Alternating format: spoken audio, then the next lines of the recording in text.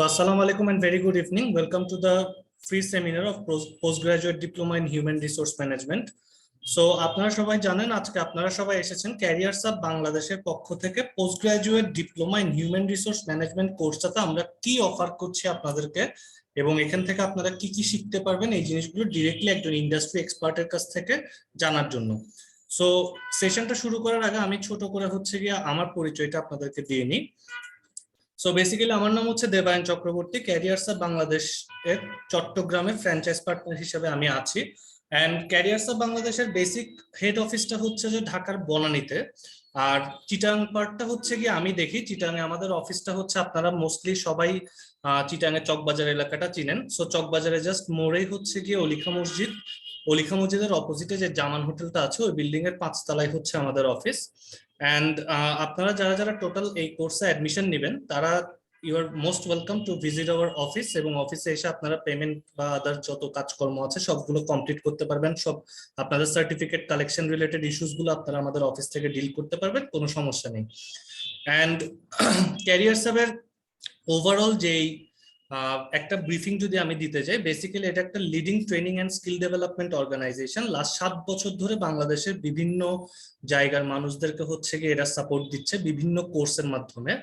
তো দেখা যাচ্ছে কোভিড সিচুয়েশনের আগে আমাদের অপারেশন গুলো হচ্ছে গিয়ে সব ক্যাম্পাসে রান হতো, বাট কোভিড সিচুয়েশনের পর থেকে হচ্ছে গিয়ে আমরা অনলাইনে এই কোর্সগুলো কভার করছি, এবং হোল বাংলাদেশ থেকে লাস্ট 1 বছরে 2000-এরও বেশি স্টুডেন্ট হচ্ছে আমাদের এখান থেকে post graduate diploma in human resource management এবং সাপ্লাই চেইন ম্যানেজমেন্ট এই কোর্সগুলো কমপ্লিট করেছে।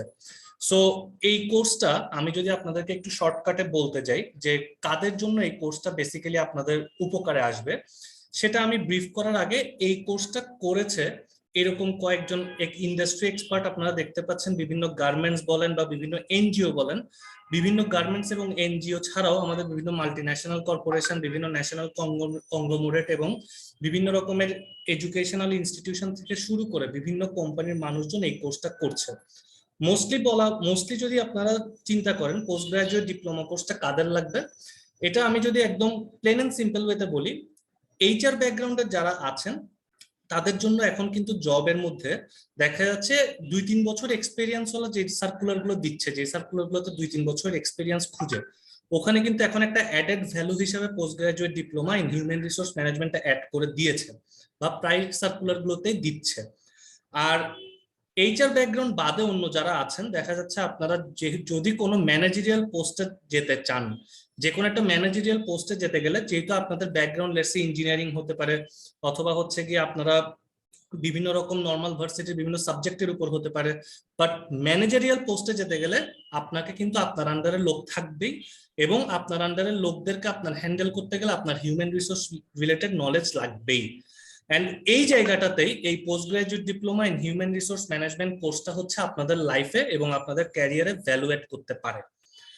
সো আপনাদেরকে এখানে ক্যারিয়ার সার্ভের বেশ কিছু পেপার কভারেজ, যেখানে আমাদের বিভিন্ন রকম অ্যাক্টিভিটিস গুলো হচ্ছে দেখানো হয়েছে।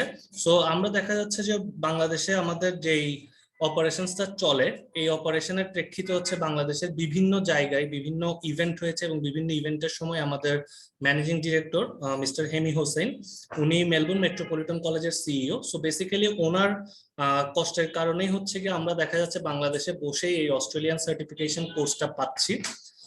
ওনার বিভিন্ন রকম অ্যাক্টিভিটিস এর যে পেপার কভারেজ গুলো আপনারা দেখতে পাচ্ছেন।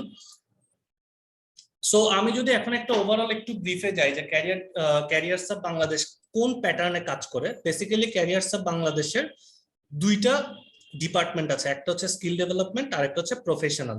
সো স্কিল ডেভেলপমেন্ট ডিপার্টমেন্টের আন্ডারে দেখা যাচ্ছে advance graphics design, advance digital marketing, print on demand, SEO course, social media marketing সহ অনেক ধরনের কোর্স আছে।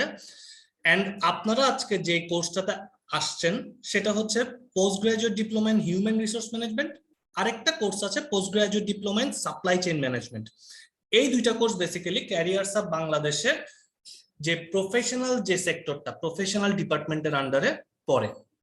সো ওভারঅল এই সার্টিফিকেটটা হচ্ছে অস্ট্রেলিয়ার মেলবোর্ন মেট্রোপলিটন কলেজ থেকে আসে, এবং আপনারা যখনই হচ্ছেন গিয়ে এই কোর্সটাতে এনরোল করবেন তখনই হচ্ছে মেলবোর্ন মেট্রোপলিটন কলেজের যে সেন্ট্রাল ওয়েবসাইটটা আছে ওই ওয়েবসাইটের স্টুডেন্ট ডাটাবেসে আপনাদের অ্যাক্সেস পাবেন, এবং আপনারা কোর্সটা শেষ করার পর সেই সার্টিফিকেটটা মেলবোর্ন মেট্রোপলিটন কলেজের ওয়েবসাইট থেকে ভেরিফাই করে নিতে পারবেন। সো আমি আর আপনাদের কাছ থেকে সময় নিচ্ছি না। দেখা গেছে কোর্সের ব্যাপারে বা কোর্সে কিভাবে অ্যাডমিশন নেবেন, কিভাবে করে আপনারা আমাদের এখান থেকে ফ্যাসিলিটি গুলো পাবেন, রুটিন কি হবে, কি কি পাবেন না পাবেন, কি কি থাকবে, সেই জিনিসগুলো আমি আপনাদেরকে শেষে ব্রিফ করব। But now I would like to invite Sufia Akter Wahab ma'am. Sufia Akter Wahab ma'am হচ্ছেন বেসিক্যালি লিন্ডা বাংলাদেশের হেড অফ ইন্ডাস্ট্রিয়াল রিলেশন এবং অ্যাডমিন ডিপার্টমেন্টের হেড হিসেবে আছেন। So madam, are you available? Yes, I'm available. আসসালামু আলাইকুম madam, it's nice to see you. অনেকদিন পর দেখছি ম্যাডাম আপনাকে। Exactly right. I'm just gazing that অনেকদিন পর দেখছি. Thank you. G madam. So thank you so much for joining in our session. So madam, I would like to hand over the floor to you. Okay. Thank you very much. আমি একটা জিনিস দেখছিলাম এখানে number of participant is 86. যখন জানতে চাওয়া হলো যে আপনারা কে কি করছেন, সবাই জায়গার নাম বলেছেন, বাট আপনাদের প্রফেশনটা অনেকে বলেননি। এনিওয়েজ, আমি জাস্ট ক্যারিয়ার হাবসকে বলবো যে সিলেবাসটা একটু সামনে দিতে। Okay, I am audible? Yes madam, আপনাকে শোনা যাচ্ছে। শোনা যাচ্ছে? জি ম্যাডাম, শোনা যাচ্ছে। ওকে ওকে, জাস্ট সিলেবাসটা একটু। আমি সুফিয়া আক্তার ওয়াহাব। আমি ঢাকা ইউনিভার্সিটি থেকে ইকোনমিক্সে পাশ করেছি। দেন আমি এমবিএ করেছি major in finance, major in HRM. Then আমি ডিপ্লোমা করেছি, পিজিডি ডিপ্লোমা, যেটা গভর্নমেন্ট অর্গানাইজেশন থেকে এইচআর এর উপরে। আমি এলএলবি কমপ্লিট করেছি। দেন আমি একটা বিএড কোর্স করেছি। তো অ্যাকচুয়ালি আমার টোটাল টেনিউরে আমার যেটা মনে হয়েছে যে আমি কেন এখন এই সময়ে এসে এইচআরটাকে আমি বেছে নিলাম, বিকজ আই ফিল দ্যাট যে আপনারা যে প্রফেশনে থাকেন না কেন, হিউম্যান রিসার্চ, দ্যাট মিনস মানব সম্পদ, প্রত্যেককে কিন্তু মানব সম্পদ নিয়ে কাজ করতে হয়। যিনি ইঞ্জিনিয়ার আছেন, ডক্টর আছেন, প্রোডাকশনে কাজ করছেন, গার্মেন্টস সেক্টরে কাজ করছেন, ব্যাংকে কাজ করছেন, প্রত্যেকে কিন্তু কি করছি আমরা হিউম্যান রিসার্চটাকে নিয়ে কাজ করছি। ওকে, তো এই হিউম্যান রিসার্চ নিয়ে কাজ করতে গেলে যে কাজগুলো খুবই দরকার সেগুলো নিয়ে একটু ভালো পড়াশোনা করলে কিন্তু আপনি যে অর্গানাইজেশনেই থাকুন না কেন আপনার উত্তরোত্তর কিন্তু বৃদ্ধি পাবে। আচ্ছা, এখন এটা হচ্ছে আমরা কেন হিউম্যান রিসার্চটা আমি ব্যক্তিগতভাবে পছন্দ করলাম। তো আমি আসলে আমার ব্যাকগ্রাউন্ড ছিল সেলস ডিপার্টমেন্ট লিন্ডেতে। আমি দেন 3টা সেলসে কাজ করেছি, hard good sales, gas sales and medical sales. Then আমি ট্রান্সফার টু ফাইন্যান্স ডিপার্টমেন্ট। আমি অ্যাকাউন্টেন্ট ছিলাম, 7 বছর ফাইন্যান্সে কাজ করেছি।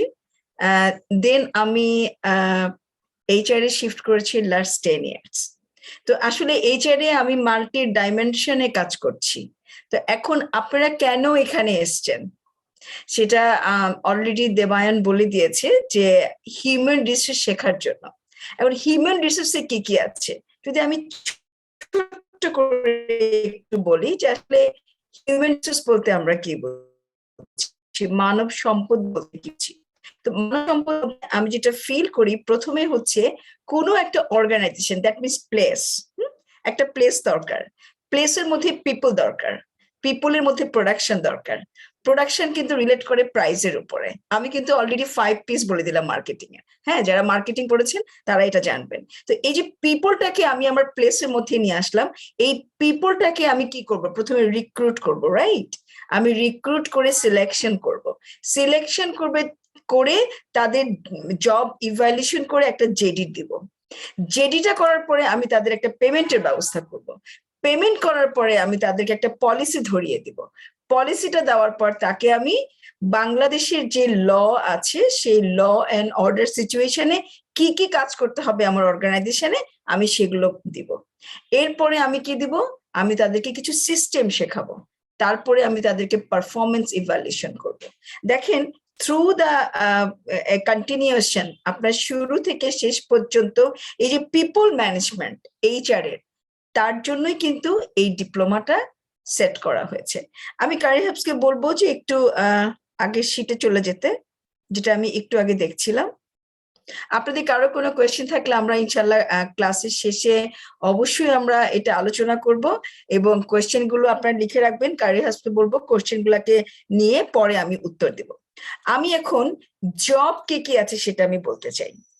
দেখেন, জবস ইন এইচআরএম, আপনারা যারা ফ্রেশ এইচআর পাস করেছেন বা ডিপ্লোমা করেছেন বা করতে যাবেন, বা এইচআর এর উপর কোনো ডিগ্রি নিয়েছেন বা নিতে যাবেন, বা কোনো ম্যানেজমেন্টের ডিগ্রি নিয়েছেন, কোনো ইউনিভার্সিটি থেকে আপনি একটা গ্রাজুয়েশন করে আসছেন, অনার্স করে আসছেন, মাস্টার্স করে আসছেন, এমবিএ করে আসছেন, এখন এইচআর এ কি কি জব আছে সেগুলো একটু হাইলাইট করছি। দেখেন, রিক্রুটমেন্ট ম্যানেজার, যিনি রিক্রুট করেন তাকে আমরা রিক্রুটমেন্ট ম্যানেজার বলি। এটা কিন্তু আমার বাদিকে যে জবস গুলো আছে সেগুলো কিন্তু একটু হাইলি সফিস্টিকেটেড, আমার ডান দিকে যে জবগুলো আছে সেগুলো হচ্ছে আমার ইনিশিয়াল জব। রিক্রুটমেন্ট ম্যানেজার আপনারা সবাই জানেন, যিনি রিক্রুট করেন, সিলেকশন করেন, স্ক্রিনিং করেন এবং পিপল রিটেন করেন, তাদেরকেও আমরা বলি রিক্রুটমেন্ট ম্যানেজার। এরপরে আসেন head of human resource and administration. এই head of human resource and অ্যাডমিনিস্ট্রেশনের কাজ কি? হিউম্যান রিসোর্স কিন্তু একটা বড় ভাস্ট এরিয়া। হিউম্যান রিসোর্সের মধ্যে কি কি থাকে আমি বলি।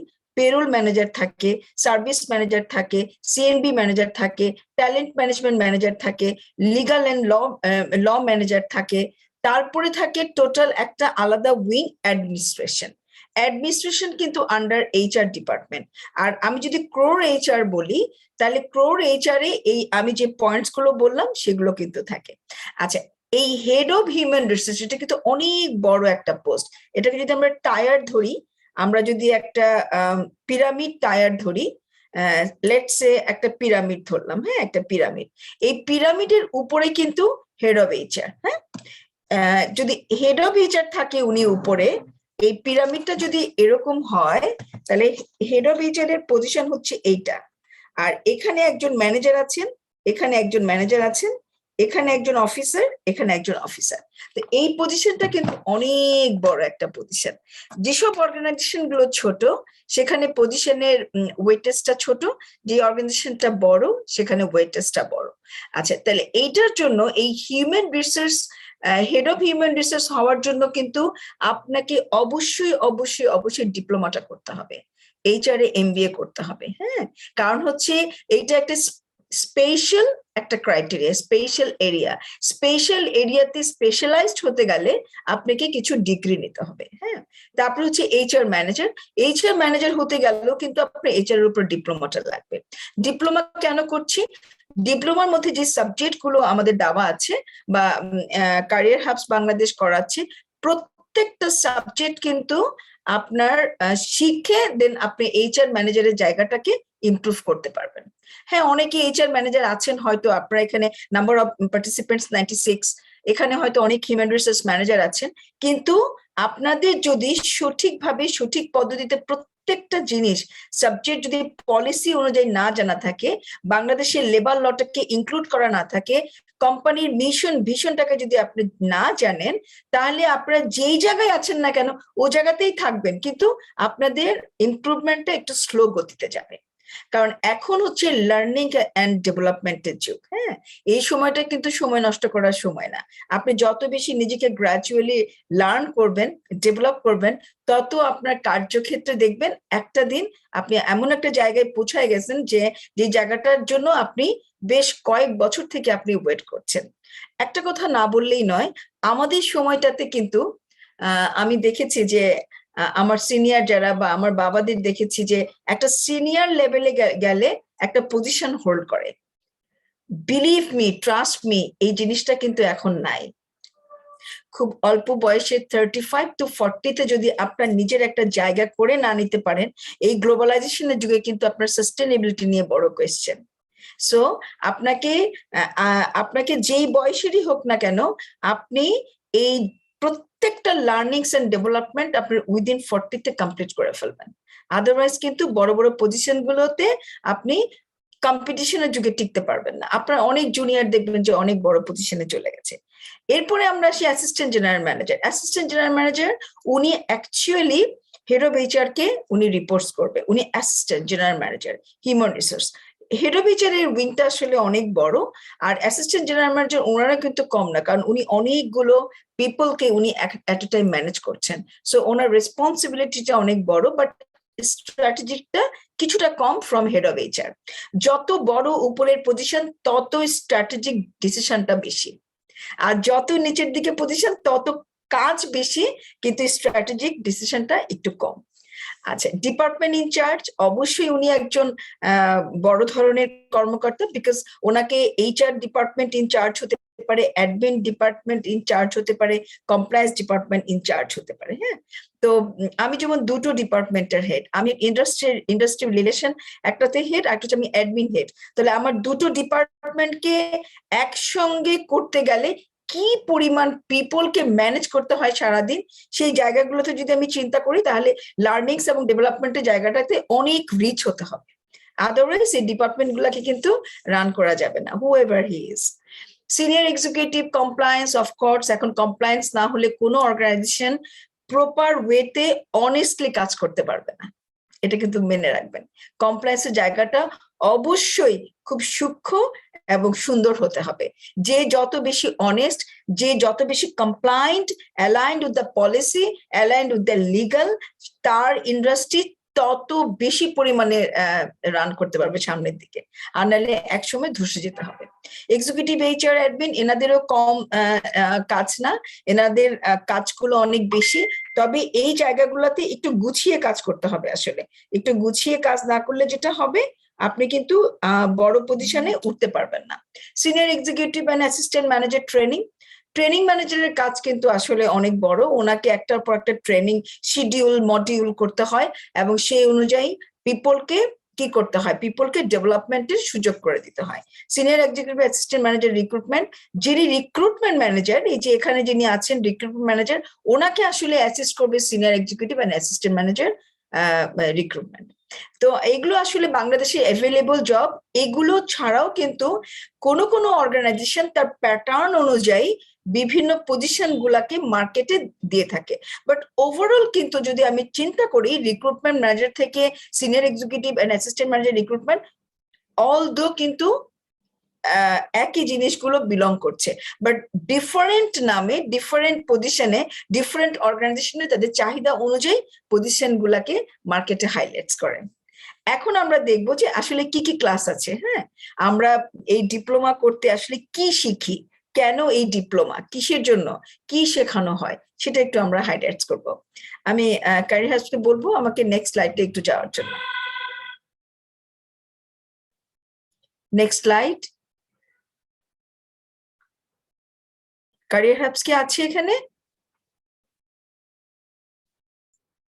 ম্যাডাম স্লাইড চেঞ্জ করা হয়েছে। ওকে ওকে, থ্যাংক ইউ। আসলে টপিকস টু বি কাভার্ড, কি কি কাভার্ড করব? এখানে এই জিনিসগুলোর মধ্যে যা দেয়া হয়েছে সেগুলো আসলে কমপ্লিট একটা বাস্কেট। হ্যাঁ, আমরা যদি বলি ঝুড়ির মধ্যে আমাদের এই জিনিসগুলো আছে, কি কি আছে? Competency mapping. এখন দেখেন প্রত্যেকটা মানুষ কিন্তু এক একটা ইউনিক। হ্যাঁ, যে এখন এখানে নাম্বার অফ 97 পার্টিসিপেন্টস আছে। আমি মনে করি এই 97 পার্টিসিপেন্টস এর মধ্যে ইনক্লুডিং মি 98, আমাদের প্রত্যেকের মধ্যে একটা ইউনিক আছে, স্কিল। কেউ ভালো গাইতে পারে, কেউ নাচতে পারে, কেউ বলতে পারে, কেউ পড়াশোনায় ভালো, কারো বডি ল্যাঙ্গুয়েজ ভালো, কারো প্রেজেন্টেশন ভালো, ভালো রান্না করতে পারেন, ভালো রিলেশনশিপে ভালো, কেউ মানুষকে অনেক হেল্প করেন। সো নাম্বার অফ স্কিলস আর দেয়ার 98, 97 এখানে। সো এই যে কম্পিটেন্সি ম্যাপিং, আপনার অর্গানাইজেশনে যদি লেটস সে 1000 এমপ্লয়ি থাকে, এই 1000 এমপ্লয়িকে কার কোন জায়গায় কম্পিটেন্ট এটা নির্ধারণ করবেন আপনি as a HR leader, HR manager, head of HR.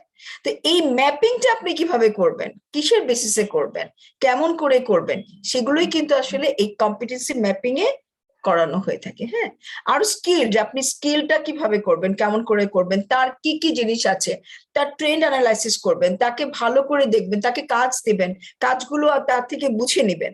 এইভাবে আপনি কিন্তু একটা সামারিতে পৌঁছাতে পারবেন যে আসলে তার এই স্কিল গুলো আছে, আপনার অর্গানাইজেশন তাকে এই কাজে আপনি তাকে এঙ্গেজ করতে পারেন। এরপর আসেন জব অ্যানালাইসিস। এখন আপনি একটা অর্গানাইজেশনে কাজ করতে ঢুকলেন, আপনাকে আপনার ম্যানেজার শুরু থেকে বললো ডু ইট, আপনি করছেন, রেগুলার করছেন, মাস গেল, বছর গেল, কিন্তু আপনাকে যখন আপনার বেতন বাড়ানোর সময় হবে, তখন আপনাকে বললো যে এক্সকিউজ মি, আপনি খুব একটা ভালো করেন নাই, আপনার ওভারঅল পারফরমেন্স ভালো না, সো দ্যাট আপনাকে এই বছর বেতন বাড়ানো যাবে না। সরি, এটা বলার কোনো সুযোগ নাই, কারণ আপনার একটা জব অ্যানালাইসিস আছে। আপনি যেই জবটা করছেন সেই জবের একটা অ্যানালাইটিক্যাল ব্যাপার রয়ে গেছে। ওই অ্যানালাইটিক্স দিয়ে আপনি বছর শেষে আপনি বলবেন যে এক্সকিউজ মি স্যার, আমি এই কাজগুলো করেছি যেটা আপনি বছরের শুরুতে আমাকে দিয়েছিলেন। এই জব অ্যানালাইসিস না হলে সারা দিন রাত, ট্রাস্ট মি, আপনি যত কাজ করবেন, যত খাটাখাটনি করেন না কেন, চিৎকার করে বলেন না কেন যে আমি এই কাজগুলো করেছি, সরি, অর্গানাইজেশন দিন শেষে কিন্তু আপনার কথাগুলো অতটা কানে নিবে না। কিন্তু আপনি যখন প্রথমে একটা জেডি পাবেন, সেই জেডি অনুযায়ী কোন মাসে কি করেছেন, এবং প্রত্যেকটা আপনার এরকম লাল ডায়েরি থাকবে, অবশ্যই একটা ডায়েরি মেনটেন করবেন সবাই কাজের শুরুতে এবং শেষে। ওই ডায়েরি বছর শেষে আপনাকে কথা বলবে যে আপনি কি কি কাজ করেছেন। এই যে অ্যানালাইসিস, এই জবটা কিভাবে আপনি অ্যানালাইসিস করবেন? নর্মালি জব অ্যানালাইসিস শুধুমাত্র একটা অর্গানাইজেশনের পার্সনের কাজের উপর ডিপেন্ড করে না, ইটস অল অ্যাবাউট একটা পোর্টফোলিও। হ্যাঁ, অর্গানাইজেশনের পোর্টফোলিও কি হবে, অর্গানাইজেশনের গ্রোথ কত, এই বছর কত প্রফিট করেছে, লাভ কত, রেভিনিউ কত, মার্কেটে তার শেয়ার হোল্ডারদের কি বর্তমান অবস্থা, অর্গানাইজেশন এখন কোন দিকে যাচ্ছে, অর্গানাইজেশন কি ট্রেন্ড অনুযায়ী মুভিং নাকি আপওয়ার্ড স্লোপিং না ডাউনওয়ার্ড স্লোপিং। এই যে আপওয়ার্ড ডাউনওয়ার্ড যদি আপনি না জানেন, তাহলে কিন্তু এই শুধুমাত্র জবটা অ্যানালাইসিস করলেই কিন্তু অর্গানাইজেশন হেলদি হবে না। সো এই জবটা অ্যানালাইসিস করার জন্য কিন্তু আপনার অর্গানাইজেশনের আগে কি করতে হবে, আগে প্রিন্সিপাল গুলাকে নিয়ে আসতে হবে, আগে আপনার প্রফিটটাকে নিয়ে আসতে হবে, অর্গানাইজেশনের সাইজটাকে নিয়ে আসতে হবে, এফটি নিয়ে আসতে হবে, ফুল টাইম এমপ্লয়ি কতজন, তারপরে আপনি জবটাকে অ্যানালাইসিস করবেন। সো ইটস অল অ্যাবাউট একটা কি, একটা কোর্স, এটা আপনাকে জানতে হবে how you will analyze the job. এরপরে আসেন manpower planning. Manpower planning কিভাবে করবেন, যে আপনার অর্গানাইজেশনে যদি প্রোডাকশন আছে, সেলস আছে, আইটি আছে, সাপ্লাই চেন আছে, তারপরে অ্যাডমিন আছে, এইচআর আছে, এই যে ম্যান পাওয়ার, এখন প্রোডাকশন ম্যানেজার বললেন যে আমার এই জায়গাটার প্রোডাকশন করতে লেটস সে 50 জন লোক লাগবে, আপনি কি as a head of HR আপনি কি তাকে 50 জন দিয়ে দিবেন? তাহলে আপনার অন্যান্য ডিপার্টমেন্ট তো লুজার হবে। So what you will do, আপনাকে ম্যান পাওয়ার প্ল্যানিং করতে হবে। লেটস সে এই প্রোডাকশনের জায়গা হচ্ছে এত, এই প্রোডাকশন হয়, দিনে এত হয়, রাতে এত হয়, তারপরে টোটাল প্রোডাকশনটাকে আপনার একটা ছকে টেনে এরপর আপনি ম্যান পাওয়ার প্ল্যান করবেন। শুধুমাত্র বন্ধুর কথায় 50 জন দিয়ে দিবেন না, তাহলে অন্যান্য অর্গানাইজেশনের ব্যালেন্স হবে না। হ্যাঁ, ব্যালেন্স না হলে কিন্তু আপনার অর্গানাইজেশন বেশি দিন টিকবে না। সো এই যে প্ল্যানিং মোমেন্টাম, এই প্ল্যানিংটা কিভাবে করবেন সেটা কিন্তু আপনাকে জেনেই কিন্তু ম্যান পাওয়ার করতে হবে। শুধুমাত্র ঢেলে ডিপার্টমেন্টে আপনি মানুষজন দিলে কাজ হবে না। সো এইটা করার জন্যই কিন্তু ম্যান পাওয়ার প্ল্যানিংটাকে রাখা হয়েছে। ওয়ার্কলোড অ্যানালাইসিস, ওয়ার্কলোড অ্যানালাইসিসটা কি, আপনার পাশের জন সারাদিন কাজ করে, বস ওনাকে অত্যন্ত মানে দৃষ্টিতে দেখে, ভালো দৃষ্টিতে দেখছে না, আর আপনাকে বস কি করছে, একটু সুযোগ করে দিচ্ছে। তো এই ধরনের ক্ষেত্রে কি হতে পারে, কষ্ট হবে না? যিনি কাজ করছেন কষ্ট হবে, তো তার ওয়ার্কলোড বেশি, আপনার ওয়ার্কলোড কম। যিনি অনেক ওয়ার্কলোডে কাজ করছেন উনি কিন্তু 1 বছর 2 বছর 3 বছর পরে ডিমোটিভেটেড হয়ে যাবে। আপনি একজন এইচআর লিডার, আপনি এটা করতে পারেন না। আপনাকে এই ওয়ার্কলোডটাকে সমানভাবে প্রত্যেকটা এমপ্লয়ির মধ্যে জাস্টিফাই করে আপনাকে অর্গানাইজেশন রান করতে হবে। কাউকে বেশি ওয়ার্কলোড দেওয়া যাবে না, কাউকে কম ওয়ার্কলোড দেওয়া যাবে না। তাহলে কি হবে, অর্গানাইজেশনের মধ্যে একটা অ্যানোমেলি সৃষ্টি হবে। অ্যানোমেলি হলে অর্গানাইজেশন বেশি দিন রান করতে পারবেন না। তো অ্যাজ এ এইচআর লিডার আপনাকে কি করতে হবে, এই ওয়ার্কলোডটাকে সিস্টেমেটিক ভাবে অ্যানালাইসিস করে দেন আপনাকে সামনে রান করতে হবে। এরপরে সে বিহেভিয়ারাল ইন্টারভিউইং, আপনার ব্যবহার কেমন হবে। একজন এইচআর কিন্তু একজন রোল মডেল। আপনি আপনার জেস্টার, পোস্টার, কথাবার্তার ধরন, আপনার অ্যাটিটিউড, আপনার বিহেভিয়ার, আপনি কেমন করে একজন লোককে নিবেন, কিভাবে কথা বলবেন, কেমন করে কথা বলবেন, আপনার রিলেশনশিপের ধরনটা কি হবে, আপনি আপনার রেসপেক্টটা কিভাবে আনবেন, কারণ আপনি হচ্ছেন একজন রোল মডেল। আপনি যদি না জানেন যে একজন বিহেভিয়ার কেমন হবে একজন এইচআর লিডারের, তাহলে টোটাল অর্গানাইজেশন কিন্তু আপনাকে বিলিভ করবে না। মানুষজন কোথায় যায় জানেন তো, মানুষজন আসলে মনের কথা এইচআর কে বলতে যায়। এইচআর হচ্ছে এমন একটা রোল, আপনাকে এমন কিছু এখানে শিখতে হবে, জানতে হবে, বুঝতে হবে যে কোন কথাটা কিভাবে কোন এমপ্লয়িকে আপনি বলবেন। আপনি যদি ওই জায়গাগুলোকে সঠিকভাবে নোটিং করতে না পারেন, হ্যাঁ, ইউ ভিউ পয়েন্টে যদি কথা বলতে না পারেন, ইউ ভিউ পয়েন্ট হচ্ছে, আমি সবসময় বলি যে আপনারা আমার এখন চোখের সামনে, আপনারা আমার কাছে ইউ, আমি আপনাদের কাছে ইউ। আপনারা কি জানতে চাচ্ছেন, কি বলতে চাচ্ছেন, এই জিনিসটা যদি আমি টোটাল 1 ঘন্টার ক্লাসে বা 45 মিনিটস ক্লাসে যদি ধরতে না পারি, বা আমি কি বলতে চাচ্ছি আপনারা যদি বুঝতে না পারেন, কখনোই তো আপনার পারফেক্ট ম্যাচ হবে না। শুধু আসলেন আর গেলেন। তো সেই জন্য সেই জায়গাগুলোকে আপনাকে জানতে হলে, বুঝতে হলে অবশ্যই আপনাকে কিছু কিছু জিনিস এখান থেকে শিখতে হবে। এরপরে আসে সিলেকশন ডিজাইন। আমাদের দেশে লোকাল কোম্পানিতে বা যে কোনো অর্গানাইজেশনে আমরা দেখি অমুকের ভাতিজা, অমুকের ভাতিজি, তারপরে ভাগনা, ভাগ্নে, বড় ভাই, চাচা, মামা সিভি দিয়ে ফেলি, এবং খুব অনুরোধ রক্ষা না করলেও নয়, এবং সমাজের মধ্যে কিছু কিছু হেডস যাদের কথা শুনতে হয়, না শুনলেই নয়। ওকে ফাইন, আপনি নিলেন সিলেকশন, আপনি তাদেরকে সিভিটা নিলেন, তাদেরকে আপনি অর্গানাইজেশনে রাখলেন, 2-1টাকে চাকরিও দিলেন, কি হবে বলেন তো? 1 বছর 2 বছর পরে ওনারা যদি সঠিকভাবে পারফর্ম না করতে পারে, আপনি তাদেরকে বের করে দিতে পারবেন না, আপনি তাদেরকে কিছু বলতে পারবেন না, because you have taken him or her. সেই জন্য সিলেকশন ডিজাইনটা এত পাক্কা হতে হবে যেখানে কোনো প্রকার ডিসঅনেস্টির সুযোগ নাই। সরি, ওরাই আসুক, সমস্যা কি? আসবে কিভাবে? সিলেকশন প্রসিডিওরে আপনার প্রথমে স্ক্রিনিং টেস্ট হবে, ওখান থেকে বাছাই করা হবে, সিলেকশন করার পরে ইন্টারভিউ প্রসেস হবে, first interview, second interview, third interview, অনেক ইন্টারভিউ হবে। তারপরে সেই প্রসেস অনুযায়ী আপনাকে কি করতে হবে? সিলেকশন করতে হবে। এই সিলেকশনে যদি একটু মাত্র ডিভিশন হয়ে যায়, ট্রাস্ট মি, আপনি কিন্তু বিরাট একটা ভুল করলেন।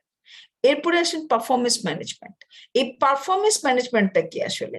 পারফরমেন্স ম্যানেজমেন্টটা আপনার সারা বছর কাজ করলেন, কিন্তু আপনি জানলেন না যে কোন পদ্ধতিতে আসলে পারফরমেন্স করানো উচিত। তাহলে পদ্ধতিগুলো কি? পদ্ধতিগুলো হচ্ছে, আপনার প্রথমে এপ্রিলে একটা রিভিউ থাকবে, এরপরে জুনে একটা রিভিউ থাকবে, অক্টোবরে রিভিউ, ডিসেম্বরে রিভিউ। 4টা রিভিউতে আপনার বলা থাকবে যে আপনার কাজগুলো হচ্ছে এগুলো, এই কাজের সাব কাজ হচ্ছে এটা, এটাকে বলে কেপিআই, কি পারফরমেন্স ইন্ডিকেটর। এই কি পারফরমেন্স ইন্ডিকেটরের মধ্যে কিন্তু থাকে হচ্ছে CSF, ক্রিটিক্যাল সাকসেস ফ্যাক্টর। কেমন করে থাকে? এখন আপনার একটা কাজ হচ্ছে ব্যাংক থেকে টাকা তুলে নিয়ে আসা, কিন্তু এই কাজটা করতে গেলে কিছু ক্রিটিক্যাল সাকসেস আছে, অবশ্যই থাকবে। এই ক্রিটিক্যাল সাকসেসে কি হবে, মিটিগেট করার জন্য আপনার একটা গাড়ি লাগবে, একটা সঙ্গী লাগবে। এই ক্রিটিক্যাল সাকসেস ফ্যাক্টরটাকে যখন আপনি 100% মিট করবেন, তখন যে কেপিআইটা, কি পারফরমেন্স ইন্ডিকেটর, ব্যাংক থেকে টাকা তোলা, তখন কিন্তু এটা সাকসেসফুল হবে। তাহলে আপনার থ্রু দ্য ইয়ার পারফরমেন্সের মধ্যে 4টা আপনার মাসে আপনাকে কি করা হবে, রিভিউ করা হবে। সেই রিভিউর বেসিসে আপনাকে স্যালারি বাড়ানো হবে, আপনার স্যালারি রিভিউ হবে, আপনার পারফরমেন্স করা হবে। এবং এই পারফরমেন্সটা কিভাবে হবে, ট্রেডিশনাল ভিউতে হবে নাকি এমবিও মেথডে হবে, ম্যানেজমেন্ট বাই অবজেক্টিভ, এটাও কিন্তু আপনাকে জানতে হবে। শুধু আসলাম আর গেলাম, দুজনে বসলাম, পারফরমেন্স করলাম, নাম্বার দিয়ে দিলাম, বেতন বেড়ে গেল, সরি, অর্গানাইজেশন কিন্তু বেশি দিন রান করতে পারবে না যদি এইভাবে পারফরমেন্স ম্যানেজমেন্ট করেন। আপনাকে পারফরমেন্স ম্যানেজমেন্ট করতে গেলে এখন যে গ্লোবালাইজেশনের যুগে অন্যান্য সারা ওয়ার্ল্ডে যেসব ইন্ডাস্ট্রিগুলো যেইভাবে পারফরমেন্স ম্যানেজমেন্ট করে, আপনি ঠিক সেটাই এখান থেকে শিখবেন। আদারওয়াইজ তো আপনি এই যে অস্ট্রেলিয়া থেকে ওনারা সার্টিফিকেট দিবে, কেমনি কি করবেন বলেন তো?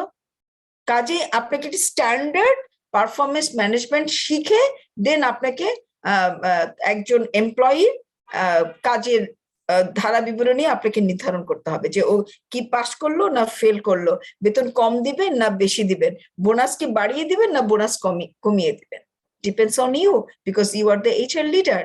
আচ্ছা, লার্নিং অ্যান্ড ডেভেলপমেন্ট, এই লার্নিং অ্যান্ড ডেভেলপমেন্টের ক্ষেত্রে আমি সবসময় একটা কথা বলি, জানেন তো, আমি আসলে লার্নিং ডেভেলপমেন্টের পক্ষপাতী। মাস্তি থাকবে, ফেসবুক ফ্রেন্ডস থাকবে, সবই থাকবে, সেটার সময়টা কিন্তু অনলি 10 to 15 মিনিটস প্লিজ।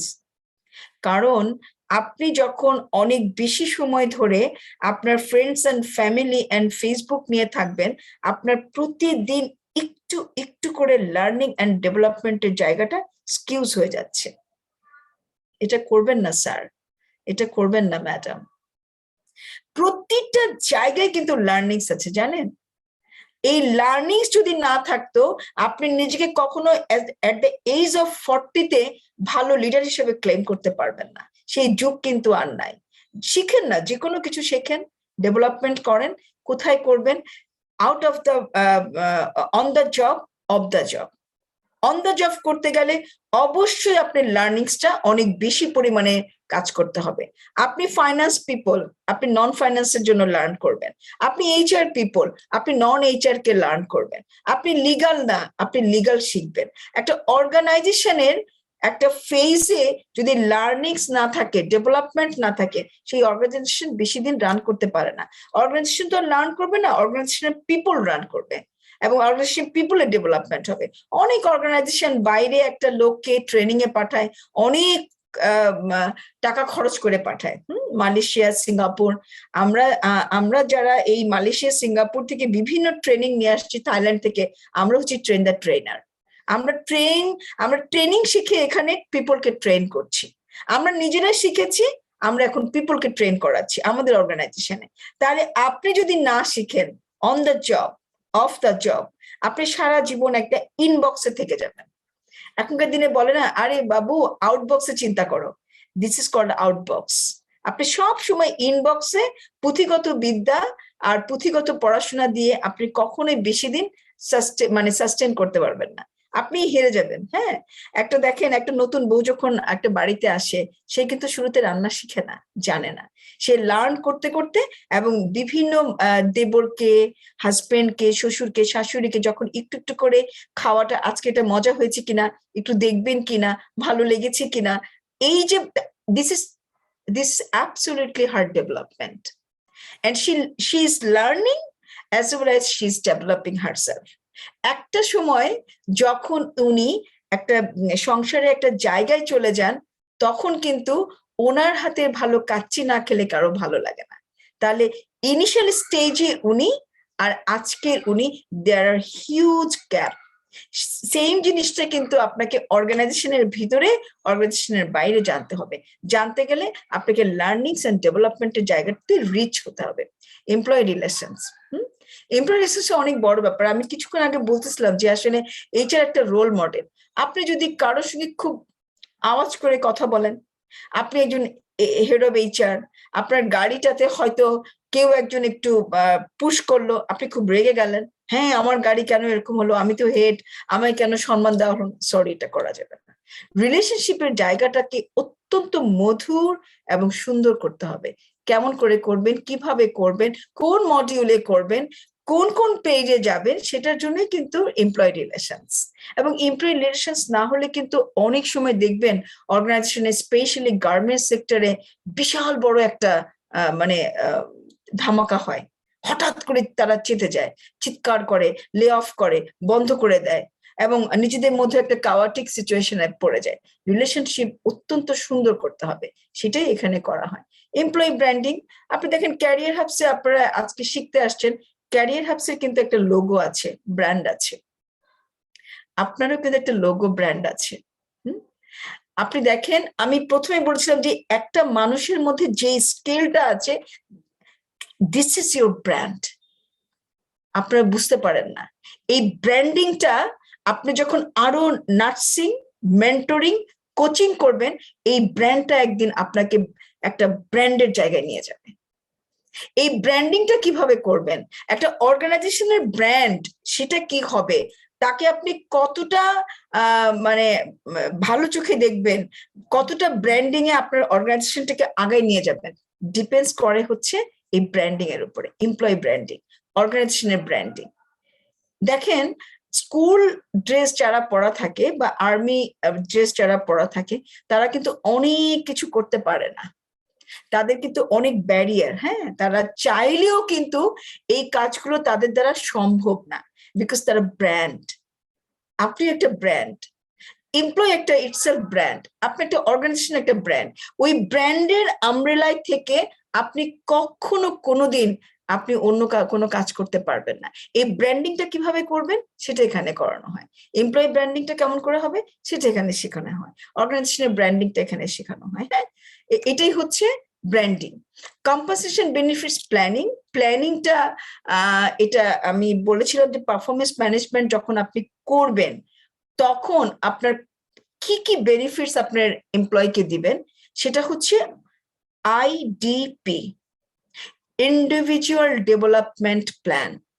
এই ইন্ডিভিজুয়াল ডেভেলপমেন্ট প্ল্যান কেমন হবে, কি কি বেনিফিটস তার জন্য থাকবে, তার স্যালারি রিভিউ কি হবে, সেটা লেবার লর সঙ্গে অ্যালাইন্ড কিনা, প্রত্যেকটা জিনিস এই কম্পেনসেশন এন্ড বেনিফিটস প্ল্যানিং এ শেখানো হয়।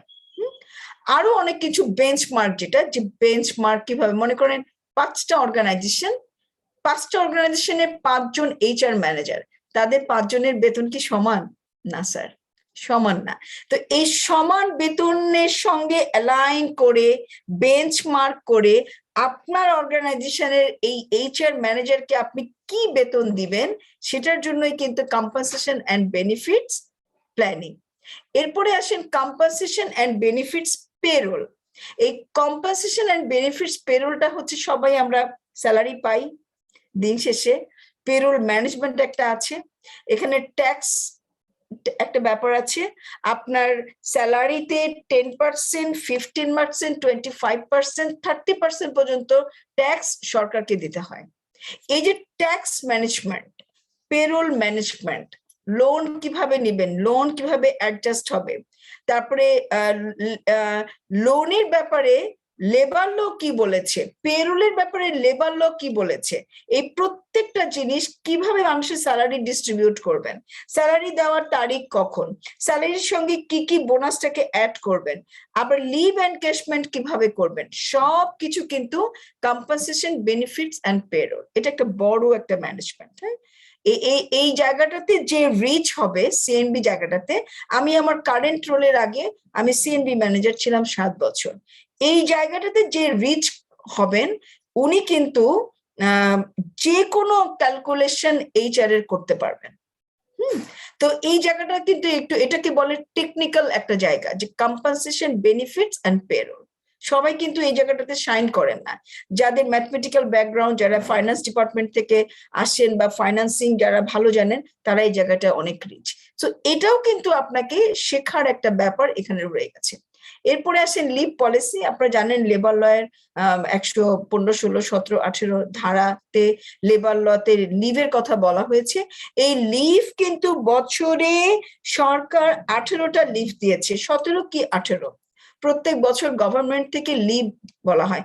এরপরে আপনার কোম্পানিতে কিন্তু sick leave, annual leave, casual leave, maternity leave, paternity leave, special leave, অনেক লিভ থাকে। এই টোটাল যে লিভ ম্যানেজমেন্ট, এই লিভ ম্যানেজমেন্ট আপনি কিভাবে করবেন, কেমন করে করবেন, কতদিন ছুটি নিতে পারেন, কতদিন পারবেন না, কোন কোন জিনিস সরকারের সঙ্গে অ্যালাইড, এই টোটাল একটা ম্যানেজমেন্ট লিভ পলিসি, এই পলিসিটা আপনাকে সুন্দর করে এখানে করানো হবে।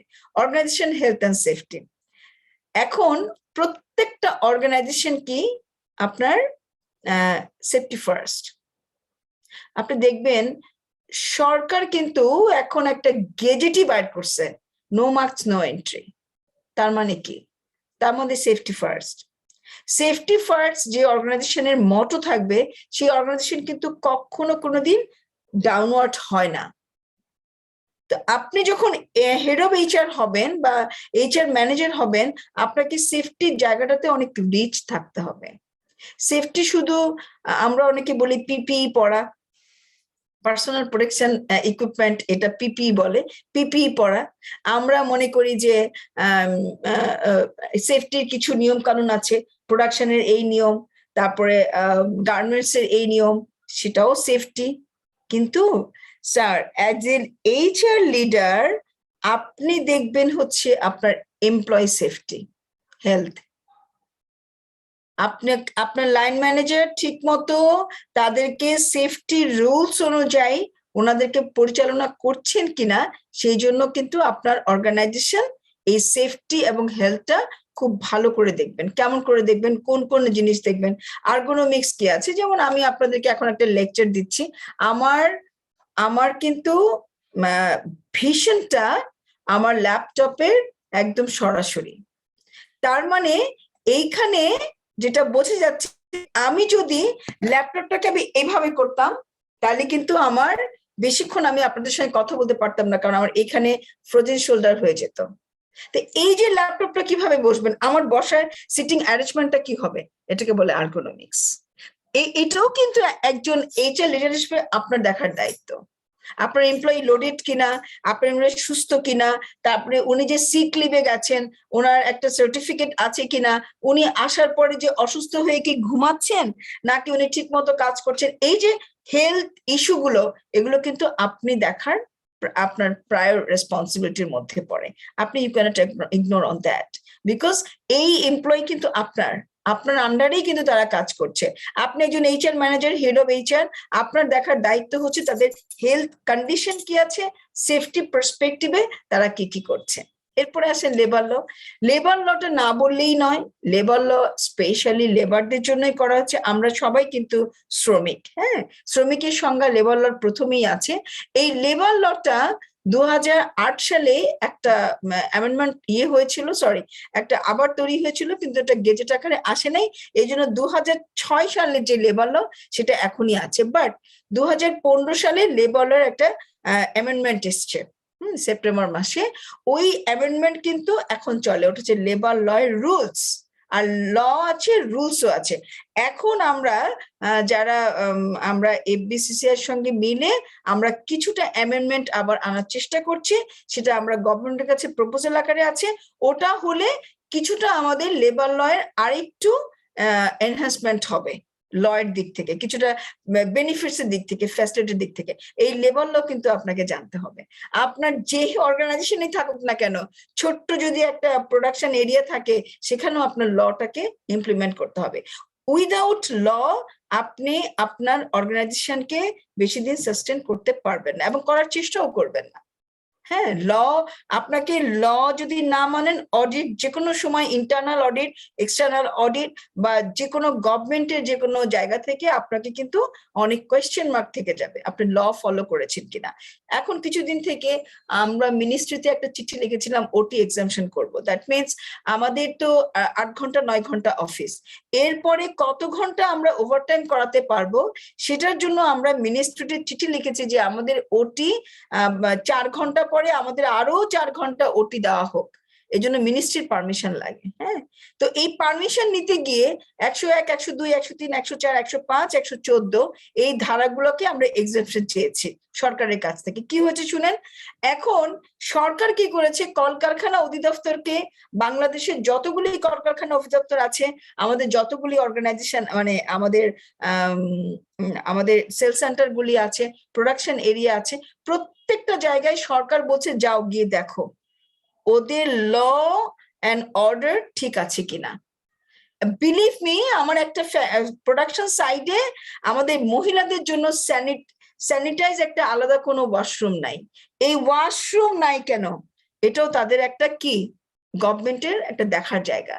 কারণ গভর্নমেন্ট লেবার লতে বলছে যেখানে লেডি ওয়ার্কার থাকবে সেখানে তাদের একটা আলাদা কিন্তু একটা ব্যাপার থাকবে। বুঝতে পারছেন? তাহলে ল ইগনোর করা যাবে না। আপনার ইন্টারনাল অডিট হোক, এক্সটার্নাল অডিট হোক, গভর্নমেন্টের কোনো ইয়া হোক, ইভেন দুদক থেকেও কিন্তু আপনাকে একটা কোয়ারি করতে পারে, তাদের এটা সরকারের হাত আছে। সো আপনি লেবার লর বাইরে কোনো কিছু করার চেষ্টা করবেন না, করতে গেলে ধরা। ইভেন আমরা অনেকে কন্ট্রাকচুয়াল লোক দিয়ে কাজ করাচ্ছি, লক্ষ লক্ষ কন্ট্রাকচুয়াল সারাদিন কাজ করতেছে, বদলি লেবার, সেখানেও কিন্তু লয়ের একটা ঠিকাদারি লোকদের কথা বলা হয়েছে। So you can't ignore from that.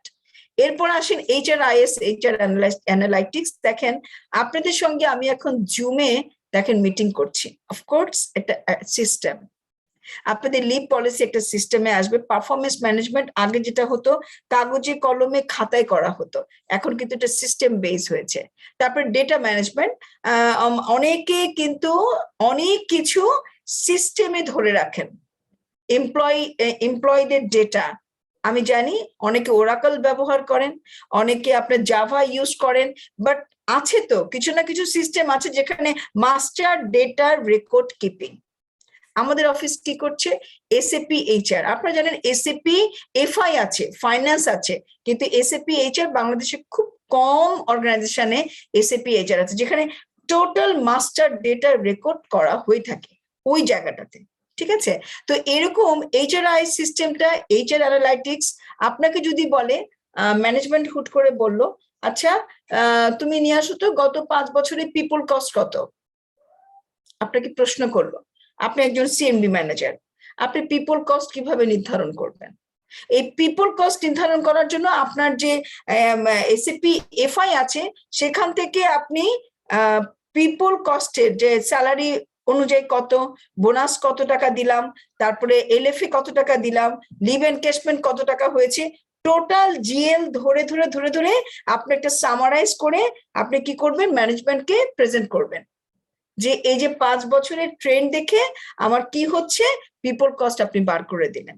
এই যে অ্যানালাইটিক্স, এই অ্যানালাইটিক্স এর জন্য কিন্তু আপনার সিস্টেম দরকার আছে, SAP দরকার আছে, এক্সেল দরকার আছে, সবকিছু দরকার আছে। তো এই যে আপনার HRIS এবং HR অ্যানালাইটিক্স সবগুলির জন্য সিস্টেম ছাড়া আপনি কিন্তু গ্লোবালাইজেশনের যুগে মানে হিমশিম খাবেন। এখন আর এই কাগজ কলম খাতা ই যুগে, অনলাইন যুগে এগুলো কিন্তু এখন আর বেশি চল নাই। সো এই যে সিস্টেম গুলো কি কি থাকবে, লিভ একটা আছে, পারফরমেন্স ম্যানেজমেন্ট, তারপরে আপনার আছে SAP HR, এক্সেল বেস কিছু কাজ আছে, সবকিছু মিলিয়ে কিন্তু HRIS এবং HR অ্যানালিটিক্স সিস্টেম।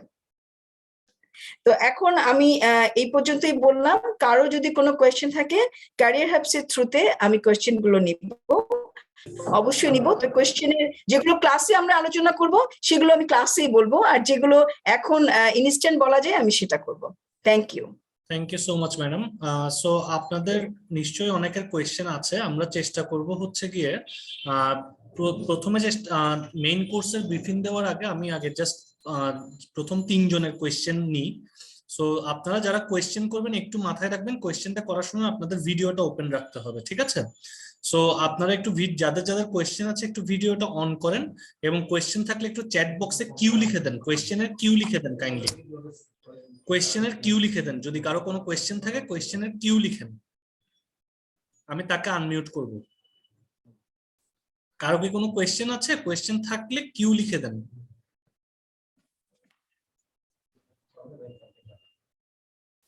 চ্যাট বক্সে একটু কাইন্ডলি কিউ লিখে দেন। ওকে, মিস্টার সাইদুল আবরার, আপনি আনমিউট করতে পারবেন।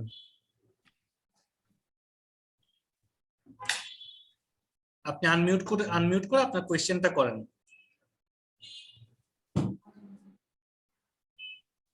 হ্যালো, আসসালামু আলাইকুম। জি, ওয়ালাইকুম সালাম। ওয়ালাইকুম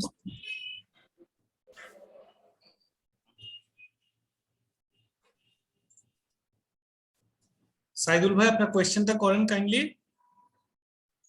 আপনি আনমিউট করতে পারবেন। ওকে, সাইদুল ভাই মেবি ডিস্টার্ব করছে কোনো কিছু। আমি এরপর যাচ্ছি মিস্টার সজীব আহমেদের কাছে। মিস্টার সজীব আহমেদ, সজীব ভাই আপনি আনমিউট করতে পারবেন।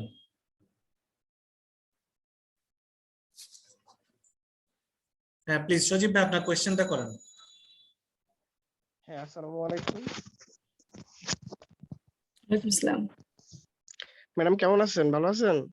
আলহামদুলিল্লাহ। ম্যাডাম অ্যাকচুয়ালি আমার কোশ্চেনটা হচ্ছে, আমি একটা গ্রুপ অফ কোম্পানির ব্যাট এক্সিকিউটিভ হিসেবে আছি। তো আমি যদি অ্যাডমিনে মুভ করতে চাই, এই কোর্সটা আমার জন্য কতটুকু হেল্পফুল হবে? That's it. আপনি গুড কোয়েশ্চেন। আপনি ভ্যাট সেকশন দেখছেন এবং আপনি অ্যাডমিনে মুভ করতে চান। আমার প্রথম প্রশ্ন আপনার কাছে জিজ্ঞাসা হচ্ছে যে আপনার অ্যাডমিনে মুভ করার কোনো স্কোপ আছে কিনা আপনার অর্গানাইজেশনে? অ্যাডমিনে যে আপনি আসতে চান, এখানে না হোক অন্য কোনো কোম্পানিতে, গ্রুপ অফ কোম্পানিতে got it, got it. ঠিক আছে, আচ্ছা ফাইন। এখন আমি আগেই বলেছি এইচআর এবং অ্যাডমিন এটা কিন্তু একটা আমব্রেলা। আপনার অ্যাডমিনে যে আপনি আসবেন এটা তো আন্ডার এইচআর। সো আপনাকে তো এইচআর এর জিনিসগুলো শিখিয়ে অ্যাডমিনে পাকা হতে হবে। আমি তো 10 বছর এইচআর করে এখন অ্যাডমিন হেড হয়েছি। আমি এইচআর না জানলে তো অ্যাডমিনে আমাকে নিত না, হেড বানাতো না, রাইট? সো এটা ম্যান্ডেটরি। নেক্সট। ওকে, এরপরে হচ্ছে নেক্সট একজন কোয়েশ্চেন আছে। আপনার নামটা দেখা যাচ্ছে না, বাট আপনি মনে হয় ডিভাইস থেকে ঠিক মতো কানেক্টেড হন নাই। আর কারো কি কোয়েশ্চেন আছে? ওকে, আমার মনে হয় আর কারো কোয়েশ্চেন নেই ম্যাডাম। সো যদি আর কারো কোনো কোয়েশ্চেন থাকে ম্যাডাম ডেফিনেটলি। ওকে, আরেকজনের কোয়েশ্চেন আছে আমি দেখতে পাচ্ছি, mister Saiful Islam. Mister Saiful Islam kindly একটু আনমিউট করবেন।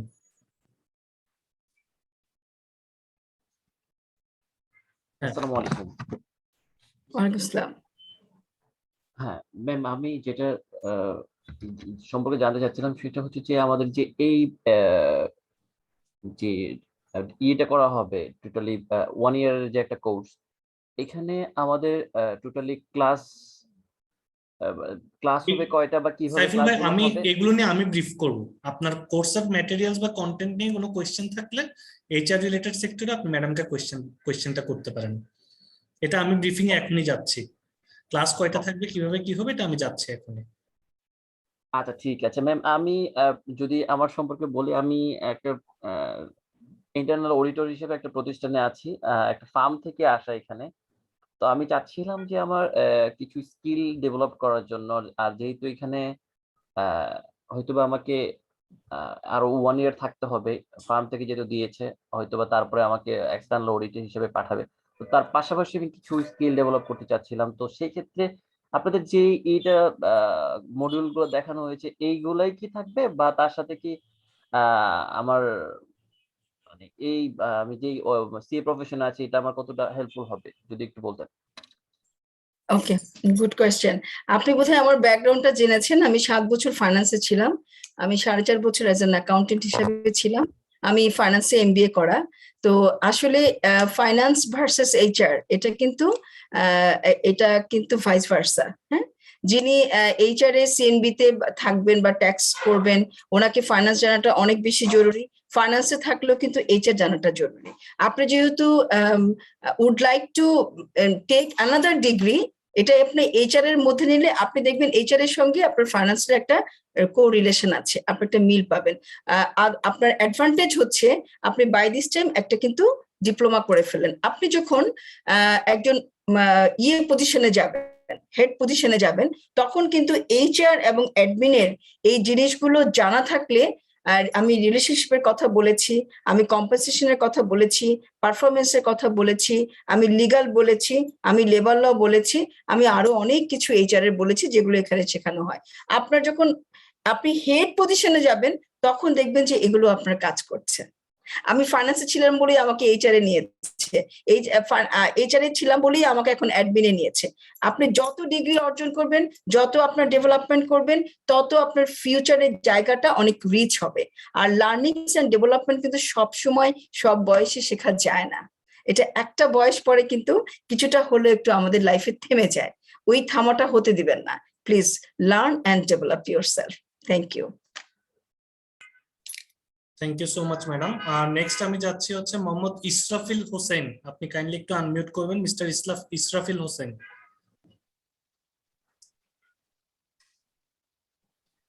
হ্যাঁ প্লিজ।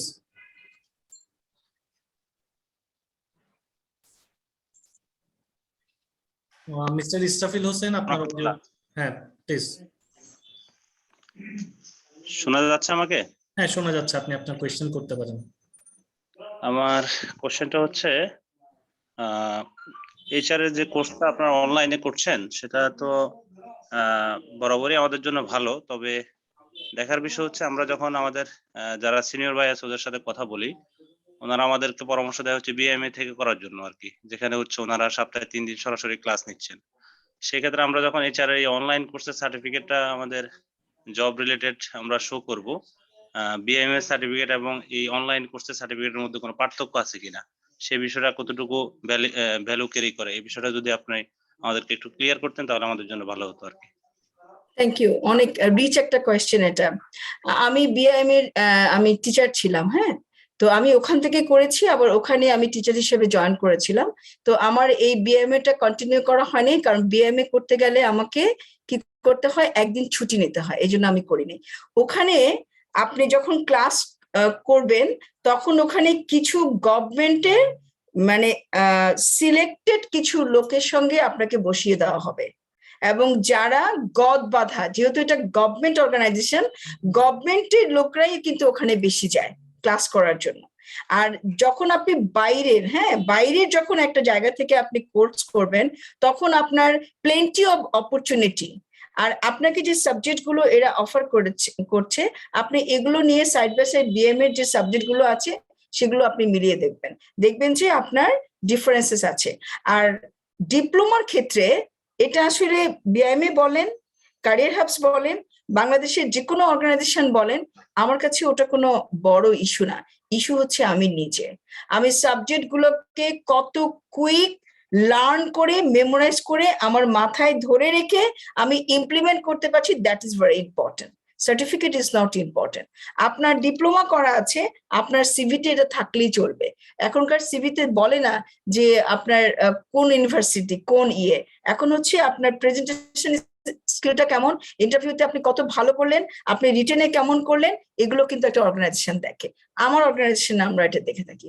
তো সার্টিফিকেট নেওয়াটা বড় কথা না, সার্টিফিকেটের ভ্যালুটা বড় কথা না, বড় কথা হচ্ছে ডিপ্লোমা করে আপনি কতটা ইমপ্লিমেন্ট করতে পারলেন আপনার অর্গানাইজেশনে, ব্যক্তিগত জীবনে, সেটাই হচ্ছে ইম্পর্টেন্ট। বাট আপনার সার্টিফিকেটটা ইম্পর্টেন্ট না, এখনকার দিনে এটা ইম্পর্টেন্ট না। থ্যাংক ইউ ম্যাডাম, আপনি যদি একটু অ্যালাউ করেন আমি এখানে একটু ইন এডিশন একটু কয়েকটা জিনিস একটু অ্যাড করতাম, যেহেতু ম্যাডাম এর আগে থেকে আমি এই কোয়েশ্চেনটা একটু নর্মালি ফেস করি বা দেখি। তো ম্যাডাম এখানে একটা বিষয় আমি হচ্ছে গিয়ে অ্যাড করবো, সেটা হচ্ছে যে দেখা যায় ম্যাডাম যে আমাদের তো মোস্ট অফ দ্য পিপল হচ্ছে গিয়ে মানে কর্পোরেট সেক্টরে যারা জব করছেন, তো এইচআর এর ব্যাপারটা কিন্তু ম্যাডাম কর্পোরেটে এবং গভর্নমেন্ট সাইডে কিন্তু ডিফারেন্ট ওয়েতে কাজ করে। তো তো যেহেতু ম্যাডাম আমাদের ফ্যাকাল্টি পুলে যেমন ম্যাডাম আপনি আছেন, তারপরে জাকিতুজ্জামান স্যার আছেন, রিজভি রনি স্যার আছেন, মানে রহিম আফরোজ, তারপর হচ্ছে কি এসিআই গ্রুপ থেকে এইচআররা আছেন, তারপরে লেবারলত তমাল স্যার নিচ্ছেন ক্লাস। তো এখন ম্যাডাম এই যে আপনাদের যে এক্সপেরিয়েন্সটা, মানে হ্যান্ডস অন যে এক্সপেরিয়েন্সটা ইন্ডাস্ট্রিতে, আমার কাছে ম্যাডাম, যেমন আমি তো নিজে ম্যাডাম পিজিডি কোর্স করেছি, তো আমার কাছে মনে হয়েছে যে ম্যাডাম যে মানে এই অনগ্রাউন্ড এক্সপেরিয়েন্সটাই actually real time value add করে, যে আপনারা যে বইয়ের পড়াটাকে মানে ইন্ডাস্ট্রির সাথে কানেক্ট করে দিচ্ছেন, এই জিনিসটাই ম্যাডাম হচ্ছে কি সবচেয়ে বেশি ভ্যালু অ্যাড করে এই কোর্সটাতে, যেটা আমার এন্ড থেকে আমার কোর্সটা করে মনে হয়েছে আর কি। রাইট, হ্যাঁ, ইউ আর অ্যাবসলিউটলি রাইট। এখন হচ্ছে কর্পোরেট ফোকাসড, তো প্রশ্ন হচ্ছে যে কর্পোরেটটা ওনারা বুঝলেন কিনা, যে আসলে কর্পোরেট কালচারটা কি, কর্পোরেট বলতে কি বুঝায়। তো যেটাই হোক, মানে আপনার কথার ভ্যালুটা হচ্ছে যে আমরা হচ্ছে ইন্ডাস্ট্রিকে বেসলাইন ধরে লেকচার গুলো দিয়ে থাকি, তাই তো? হ্যাঁ, ইটস অ্যাবসলিউটলি রাইট। আমাদের প্রত্যেকটা জিনিস আমাদের ব্যক্তিগত এবং প্রফেশনাল লাইফ থেকে কিন্তু আমরা লেকচার গুলো দিই এবং এই সিলেবাসকে কভার করি। Thank you. Thank you madam, thank you so much. এরপর আমি আপাতত একটা কোয়েশ্চেন নিব মিস্টার ওমর সোহাবের কাছ থেকে, এরপরে আমি হচ্ছে আপনাদের সবাইকে কোর্সের ব্রিফিং এ চলে যাব। এন্ড এরপর যদি ফার্দার আপনাদের কোনো কোয়েশ্চেন থাকে, আমি আপনাদেরকে একটু রিকোয়েস্ট করবো যাদের হোয়াটসঅ্যাপ আছে তারা একটু কাইন্ডলি, আমি একটু পরে একটা হোয়াটসঅ্যাপ গ্রুপের লিংক দিব, যারা অ্যাডমিশন নিতে চান ওই হোয়াটসঅ্যাপ গ্রুপটাতে জয়েন হয়ে যাবেন, এবং যাদের হোয়াটসঅ্যাপ নেই কাইন্ডলি একটু ডাউনলোড করে ফেলেন এই সময়ের মধ্যে। সো আমি লাস্ট ওমর সোহাব ভাইয়ের কাছে কোয়েশ্চেনটা নিচ্ছি, বাকি কোয়েশ্চেন গুলো আমরা আপনাদের হোয়াটসঅ্যাপ গ্রুপে, যদি অ্যাডমিশন নিতে চান হোয়াটসঅ্যাপ গ্রুপটাতে জয়েন করলে আমাদের যে কোঅর্ডিনেটর আছে আপনাদের সবার সাথে পরিচয় হয়েছে, আলাউদ্দিন রিফাত, ওই আপনাদেরকে এই ব্যাপারগুলো সবকিছু ব্রিফ করবে। এন্ড কোর্সে তো ম্যাডাম আছেনই, ম্যাডাম অবশ্যই ব্রিফ করবেন। সো ওমর সোহাব ভাই একটু কাইন্ডলি আনমিউট করবেন। মিস্টার আসসালামু আলাইকুম। আমি আসলে ঢাকা থেকে চট্টগ্রাম যাচ্ছি, অফিসের কাজে বের হয়েছি, অন দা ওয়ে গাড়িতে। আমার ম্যাডামের কাছে একটা প্রশ্ন ছিল। আমি বেসিক্যালি কম্পিউটার সায়েন্স নিয়ে পড়াশোনা। আমি মেট্রোপলিটন হাসপাতালে আইটি নিয়ে আইটি অফিসার হিসেবে জয়েন করেছিলাম। এখন আমি এডমিন হিসাবে স্ট্যান্ড ম্যানেজার হিসেবে আছি। এই কোর্সটা করে আমি কি আমার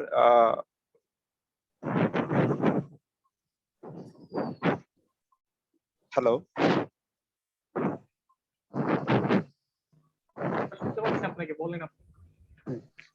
এই যেহেতু আমি কম্পিউটার সায়েন্সের স্টুডেন্ট, এইচআর আমি যেহেতু এখন আমার ট্র্যাকটাই চেঞ্জ করেছি, এটা সামনের দিকে যাওয়াটা আমার জন্য ঠিক হবে কিনা ম্যাডামের কাছে একটু প্রশ্ন। Thank you very much. প্রথমত হচ্ছে থ্যাংক ইউ সো মাচ, আপনি ট্রাভেলে আমাদেরকে শুনছেন, এটা আমাদের একটা বড় গ্রেট অ্যাচিভমেন্ট, যে আপনার ইয়ে দেখে, অ্যাক্টিভনেস, প্রোঅ্যাক্টিভনেস দেখে আমি সত্যি অ্যামিউজড। কারণ হচ্ছে যে আমরা অনেক সময় খুব চিন্তা করি যে এটা কি হবে, ওইটা কি হবে, এখন করব না তখন করব, তখন করলে ভালো হবে, এখনই না, আমি ট্রাভেলে আছি, বাদ দেই, পরে করব, দেখে নিব। এই ধরনের যদি কারো মেন্টালিটি থাকে, আজকে এটা বন্ধ করে দেন। আর যারা আপনার মতো এই যে ট্রাভেলে আমাদেরকে শুনছেন এবং আপনি জানতে চাচ্ছেন কি করবেন, সেটা বড় কথা না, আপনি আইটি থেকে অ্যাডমিনে এসছেন, তো আপনি যখন অ্যাডমিনে এসেই পড়েছেন, আপনি তো একদম রাইট ট্র্যাকে এসছেন, আপনার জন্য তো এই কোর্সটা আরো ম্যান্ডেটরি, তাই না? আর আইটিতে থাকলেও কি ওখানে ম্যানেজমেন্ট নাই, ওখানে এইচআর নাই, ওখানে ক্যালকুলেশন নাই? সবই আছে। এইচআর সব জায়গায় আছে, আমার বাসাতেও এইচআর আছে। আমি কিভাবে পিপল ম্যানেজমেন্ট করব, তাদেরকে আমি কোন খাওয়াটা দিব, কাকে আমি ভালো রাখবো, কার বেনিফিটসটা আমি দেখব, বছর শেষে আমার ফ্যামিলির কি হবে, প্রত্যেকটা জায়গায় কিন্তু এইচআর এন্ড অ্যাডমিন। আমরা সূক্ষ্মভাবে যদি চিন্তা করি, আমি প্রোডাকশনে থাকি, আইটিতে থাকি, অ্যাডমিনে থাকি, স্টুডেন্ট থাকি, ইঞ্জিনিয়ার হই, এইচআর অ্যাডমিনের এই জায়গাগুলো মাস্ট। লেবার ল তো আছে, কমপ্লায়েন্স তো আছে। সো আমি অত্যন্ত হ্যাপি যে আপনি ট্রাভেলে বসেও আমাদেরকে শুনছেন। আলহামদুলিল্লাহ, আপনার জন্য এই কোর্সটা ইমিডিয়েট আপনি করতে হবে, বিকজ আপনি অ্যাডমিনে আছেন, যেখান থেকেই করেন। Okay, thank you very much. So madam, thank you so much madam. যেহেতু ম্যাডাম অলরেডি 9:30 পার হয়ে গেছে, আমি বেশি সময় নিব না। আমি ম্যাডাম, আমি এখান থেকে ম্যাডাম, আপনি যদি অ্যালাউ করেন, আমি টেক ওভার করতে চাচ্ছি for briefing the course. Okay, thank you very much, ভালো থাকবেন, স্টে সেফ, আসসালামু আলাইকুম। জি madam, thank you so much madam. Thank you. So এখন আমি আপনাদেরকে একটু কোর্স নিয়ে একটা ব্রিফিং দিই, কোর্সের ব্যাপারে একটা ব্রিফিং দিই যে কিভাবে করে আপনারা পুরো ব্যাপারটা করতে পারবেন। সো ফার্স্ট অফ অল আপনারা একটু একটু স্ক্রিনটা আমি আবার শেয়ার করছি আপনাদের সবার সাথে, যে কোর্সের ব্যাপারে ডিটেলসটা যেখানে লেখা আছে সেটা দেখানোর জন্য। সো বেসিক্যালি আপনারা কোর্স মডিউল পুরোটা দেখেছেন। কোর্স মডিউলটা দেখে কোর্স মডিউলের সিলেবাসটা কি থাকবে না থাকবে সেটা দেখেছেন। টোটাল এখানে 18টা ক্লাস হবে আমাদের এই কোর্সটাতে, আর 2টা হচ্ছে এক্সাম হবে। প্রথম 8টা ক্লাসের মাথায় হচ্ছে কি আপনারা মিড টার্ম দিবেন, এবং পুরো কোর্সটা শেষ হওয়ার পর হচ্ছে আপনারা ফাইনাল এক্সাম দিবেন। যদি আপনারা হচ্ছে গিয়ে মানে এই পুরো এক্সামটাই কিন্তু অনলাইনে হবে। তো অনেক সময় আপনাদের তরফ থেকে একটা কোয়েশ্চেন আসে যে দেখা যায় যে অনেকে হয়তো বা আপনারা কাজের প্রেসারে থাকেন বা অফিসের প্রেসারে থাকেন, সো ইন দ্যাট কেস কোনো একটা রেজাল্ট যদি খারাপ হয় তখন কি হবে না হবে। সো এই ধরনের ক্ষেত্রে আমাদের যেটা ওয়ে থাকে সেটা হলো, যেহেতু আপনারা সবাই ওয়ার্কিং প্রফেশনাল, সো আপনাদের যদি কোনো কারণে দেখা যাচ্ছে যে এন্ড টার্ম এক্সামটা খারাপ হচ্ছে বা মিড টার্ম এক্সামটা খারাপ হচ্ছে, তখন সেই ক্ষেত্রে আমাদের সাইমultaneously ইমিডিয়েট পরের ব্যাচ যেটা আছে, ঠিক আছে, আমাদের দেখা যাচ্ছে প্রতি মাসে একটা নতুন ব্যাচ হয়, সো 1 মাস পরে আপনি আবার রি এক্সাম দিতে পারবেন, ঠিক আছে। আর আমাদের প্রতিটা ক্লাসের ডিউরেশন হচ্ছে 3 ঘন্টা। প্রতি শুক্রবার সকাল 9:30 থেকে ক্লাস শুরু হবে এবং দুপুর 12:30 বাজে ক্লাসটা শেষ হবে। যেটা আপনাদের জন্য একটা অ্যাডেড বেনিফিট সেটা হলো যে আপনারা এই কোর্সে টোটাল যে ক্লাসগুলো হবে সেই প্রত্যেকটা ক্লাসের রেকর্ডেড ভার্সনটা আপনারা পেয়ে যাবেন। দ্যাট মিনস এই রেকর্ডেড ভার্সনটা পেলে কিন্তু আপনারা 6 মাসের মাথায় কোর্স শেষ ঠিক, বাট প্রতিটা ক্লাস কিন্তু আপনাদের সাথে থেকে যাচ্ছে, এবং ইন ফিউচারে আপনারা কিন্তু এটা আপনাদের আজীবন এই ক্লাসগুলো অ্যাক্সেস করতে পারবেন। এটা হচ্ছে আপনাদের জন্য একটা অ্যাডেড বেনিফিট।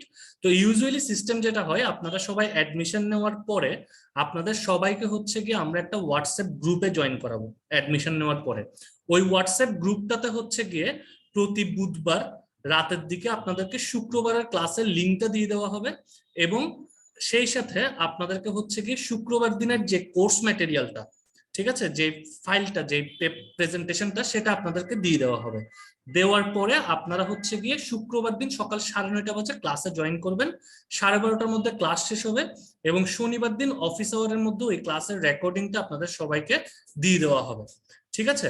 তো আপনারা এখানে দেখতে পাচ্ছেন আমাদের এই কোর্সটার বেস প্রাইসটা হচ্ছে কিন্তু 40,000, বাট আমরা হচ্ছে গিয়ে যেহেতু এই কোর্সটা অনলাইনে কন্ডাক্ট করছি, স্বাভাবিকভাবে আপনারা বুঝেন যে অনলাইনে কম্পারেটিভলি আমাদের কস্টিংটা কিছু কম আসাতে আপনাদেরকে আমরা ওই ফ্যাসিলিটিটা করতে পারছি, যে কারণে এই কোর্সটা আমরা 25,000 টাকাতে অফার করতে পারছি।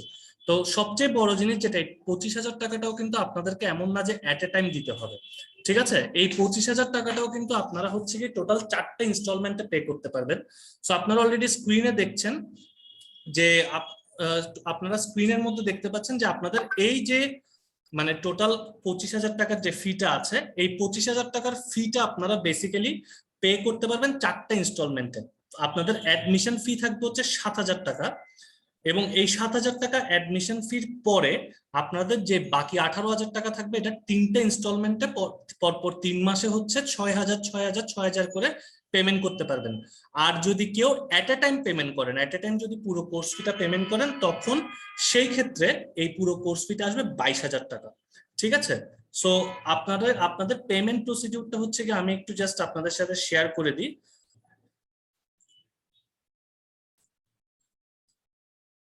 আপনারা চাইলে হচ্ছে কি এটার একটা স্ক্রিনশট নিয়ে রাখতে পারেন। আমি আপনাদের সাথে স্ক্রিন শেয়ার করে আমাদের পেমেন্ট প্রসিডিউরটা দেখাচ্ছি, এটা একটা স্ক্রিনশট নিয়ে রাখতে পারেন। সো আমাদের বেসিক্যালি ফ্রাইডে বাদে সপ্তাহের বাকি 6 দিনই হচ্ছে কি সকাল 11টা থেকে সন্ধ্যা 6টা পর্যন্ত আমাদের অফিস ওপেন থাকে। আপনারা আপনাদের সুবিধা মতো চাইলে আমাদের অফিসে এসে আমাদের পেমেন্টটা করতে পারেন। এটা হচ্ছে নাম্বার 1। নাম্বার 2 হচ্ছে আমাদের বিকাশের মার্চেন্ট নাম্বার আছে, রকেটের পার্সোনাল নাম্বার আছে, এবং নগদের পার্সোনাল নাম্বার আছে। এই নাম্বারগুলোতে আপনি পেমেন্ট করতে পারেন, অরেলস আমাদের ওয়েবসাইটে গিয়ে ওয়েবসাইটে পেমেন্ট গেটওয়েতে পেমেন্ট করতে পারেন। সো যদি আপনি অফিসে গিয়ে পেমেন্ট করেন, তখন সেই ক্ষেত্রে আমাদের যে আপনাদের সাথে যে কোঅর্ডিনেটর আছে আলাউদ্দিন রিফাত, ও অফিসে থাকবে, ঠিক আছে। এখানে যে নাম্বারগুলো দেখছেন এই নাম্বারগুলো ওর কাছেই থাকে। সো আপনারা হচ্ছে গিয়ে ওর সাথে ফিজিক্যালি দেখা করে আপনাদের অ্যাডমিশনটা কমপ্লিট করতে পারেন, অরেলস আপনারা যদি বিকাশ করেন বা নগদ করেন, যেই নাম্বারে পেমেন্ট করছেন ওই নাম্বারটাতে কল দিয়ে কনফার্ম করে আপনারা আপনাদের অ্যাডমিশন ফর্মটা কালেক্ট করে নেবেন। ফার্স্টে আপনারা পেমেন্ট কমপ্লিট করবেন, এবং পেমেন্ট কমপ্লিট করার পরে হচ্ছে আপনাদের অ্যাডমিশন ফর্ম দেওয়া হবে, এই অ্যাডমিশন ফর্মটা ফিল আপ করবেন। আর এই পেমেন্টের ক্ষেত্রে আমি একটু রিফাতকে রিকোয়েস্ট করব, রিফাত আপনারা যারা যারা অ্যাডমিশন নিতে চান আপনাদেরকে একটা হোয়াটসঅ্যাপ গ্রুপের লিংক দেওয়া হবে এখন চ্যাট বক্সে। সো আমি একটু রিফাতকে রিকোয়েস্ট করবো একটু তুমি হোয়াটসঅ্যাপ গ্রুপের লিংকটা একটু চ্যাট বক্সে প্লেস করো রিফাত। আপনারা অনেকে চ্যাট বক্সে লিখছেন অ্যামাউন্টটা বেশি, আই আন্ডারস্ট্যান্ড অ্যামাউন্টটা অ্যাকচুয়ালি বেশি কেন, এই রিজন গুলো তাহলে আমি আপনাদেরকে কয়েকটা বলি যে কেন অ্যামাউন্টটা বেশি। ফার্স্ট অফ অল এটা একটা post graduate diploma course, anyway এই কোর্সটার ফি একটু বেশি, ঠিক আছে। আর 2 নম্বর জিনিস হচ্ছে এটা একটা ইন্টারন্যাশনাল সার্টিফিকেশন কোর্স, যেখানে আপনাদের সরাসরি অস্ট্রেলিয়ার মেলবোর্ন মেট্রোপলিটন কলেজের আন্ডারে হচ্ছে গিয়ে এই সার্টিফিকেশনটা দেওয়া হবে। আর 3 নম্বর জিনিস হচ্ছে আপনাদের এই কোর্সে যারা ক্লাস নেবেন এনারা সবাই হচ্ছে গিয়ে বেসিক্যালি ইন্ডাস্ট্রি এক্সপার্ট, ঠিক আছে। মেলবোর্ন মেট্রোপলিটন কলেজের পলিসি অনুযায়ী অ্যাটলিস্ট 12 বছরের ওয়ার্ক এক্সপিরিয়েন্স না থাকলে কেউ কিন্তু এই ক্যারিয়ার সাবের কোর্সে ট্রেনার হিসেবে জয়েন করতে পারে না। দ্যাট মিনস আপনাদের এখানে যারাই ট্রেনার হিসেবে আসবেন তারা অ্যাটলিস্ট 12 বছর ইন্ডাস্ট্রি এক্সপিরিয়েন্স গেইন করে তারপর আপনাদেরকে এই নলেজ গুলো শেয়ার করবেন। সো আমি আপনাদের সবার সাথে হচ্ছে একটা হোয়াটসঅ্যাপ গ্রুপের লিংক শেয়ার করেছি চ্যাট বক্সে, আপনারা একটু দেখেন। সো আপনারা যারা যারা এই কোর্সটাতে অ্যাডমিশন নিতে ইন্টারেস্টেড, ঠিক আছে, আপনারা কেউ যদি এই কোর্সটাতে অ্যাডমিশন নিতে ইন্টারেস্টেড থাকেন আপনারা হচ্ছে গিয়ে হোয়াটসঅ্যাপ গ্রুপটাতে হচ্ছে গিয়ে সবাই একটু জয়েন করে ফেলেন, নাম্বার 1। আর নাম্বার 2 হচ্ছে আপনাদের যদি এই অফারটার আন্ডারে যারা ভর্তি হতে চাচ্ছেন তাদেরকে 7,000 টাকার যে অ্যাডমিশন ফিটা, এই 7,000 টাকার অ্যাডমিশন ফির মধ্যে 2,000 টাকা আগামী 3 দিনের মধ্যে পেমেন্ট করতে হবে। 2,000 টাকা আগামী 3 দিনের মধ্যে পেমেন্ট করতে হবে। আপনাদের ক্লাস শুরু হবে হচ্ছে জানুয়ারি মাসের 7 তারিখ থেকে। সো জানুয়ারি মাসের 7 তারিখ আপনাদের ক্লাস শুরু হওয়ার আগে বাকি 5,000 টাকা অ্যাডমিশন ফি দিয়ে আপনি অ্যাডমিশনটা নিতে পারবেন, ঠিক আছে। সো ওভারঅল এখন তাহলে আপনারা একটু কাইন্ডলি জয়েন করে ফেলেন, ঠিক আছে। যারা যারা হচ্ছে গিয়ে আর যদি কারো কোনো কোয়েশ্চেন থাকে, কোনো কোয়েরি থাকে, কোনো ব্যাপারে কথা বলার থাকে, ঠিক আছে, কোর্সটা করতে ইন্টারেস্টেড বাট আপনি হয়তো বুঝতে পারছেন না কোনো একটা বিষয়, একটু হয়তো বা কথা বললে বেটার হয়। সো সেই ক্ষেত্রে আপনারা হোয়াটসঅ্যাপ গ্রুপে জয়েন হয়ে যান। হোয়াটসঅ্যাপ গ্রুপটাতে হচ্ছে গিয়ে আমি আর রিফাত আছি, এবং এই গ্রুপটাতে জয়েন হওয়ার পরে আপনাদের সবার সাথে হচ্ছে গিয়ে আমরা এই ব্যাপারগুলো নিয়ে আলাপ আলোচনা করব, কোনো সমস্যা নেই। সো আপনাদের মোটামুটি আমরা চেষ্টা করেছি আপনাদেরকে সবগুলো ব্যাপারে ব্রিফ করার জন্য। আর যদি কোনো কিছু থাকে ডেফিনেটলি আমরা হোয়াটসঅ্যাপ গ্রুপে আপনাদের সাথে আলোচনা করে দেবো, কারণ আপনাদেরকে প্রায় 1 ঘন্টা ধরে এখানে বসিয়ে রেখেছি। আপনারা অনেক ধৈর্য ধরে হচ্ছে গিয়ে এই ক্লাসটা এনজয় করেছেন, এন্ড হোপফুলি আপনাদের সবার জন্যই হচ্ছে গিয়ে এই কোর্সটা উপকারে আসবে। সো ফাইনালি আমি আরেকবার আপনাদেরকে রিকোয়েস্ট করব যে হোয়াটসঅ্যাপ গ্রুপে যদি এখনো কেউ কোর্সে ইন্টারেস্টেড জয়েন না হয়ে থাকেন, চ্যাট বক্সে হোয়াটসঅ্যাপ গ্রুপের লিংকটা দেওয়া হয়েছে। সো ওই হোয়াটসঅ্যাপ গ্রুপে কাইন্ডলি একটু জয়েন করে ফেলেন। আর আপনারা যারা হচ্ছে গিয়ে মানে চ্যাট বক্স হচ্ছে কোর্স ফি নিয়ে করছেন, আমি আসলে মানে একটু আপনাদেরকে ছোট করে একটা ব্যাপার বলি। পার্সোনালি আমি নিজেও তো আসলে ট্রেনার, তো আসলে মনে করেন যে মানে কোর্সটা তো আসলে মাছ বাজারের মতো করলে হয় না আর কি, কিছু কিছু ক্ষেত্রে। হ্যাঁ, মানে যেহেতু এটা একটা কোর্স, তো আমি এক্সপেক্ট করবো আপনারা এডুকেশনাল প্ল্যাটফর্মে ওই রেসপেক্টটা মেনটেন করেই হচ্ছে গিয়ে আপনারা আপনাদের ডিলিংসটা করবেন, ঠিক আছে। So with that thank you so much. Hopefully আপনারা সবাই হচ্ছে কি আপনাদের সবার সাথে কোর্সে দেখা হবে। আর আপনাদের যদি কোনো কোয়েরি থাকে ডেফিনেটলি আমি আছি, রিফাত আছে, we will take care of that. Thank you so much and good night.